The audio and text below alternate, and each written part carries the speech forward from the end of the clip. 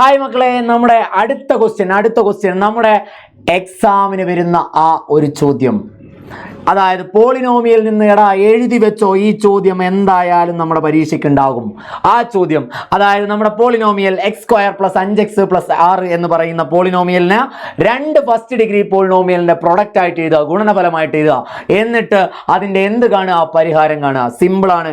ഇവിടെ x² + 5x + 6 അല്ലേ? അങ്ങനെയാണെങ്കിൽ ആ രണ്ട് സംഖ്യകൾ തമ്മിൽ കൂട്ടിയാൽ 5 കിട്ടും, സംഖ്യകൾ തമ്മിൽ ഗുണിച്ചാൽ 6 കിട്ടും.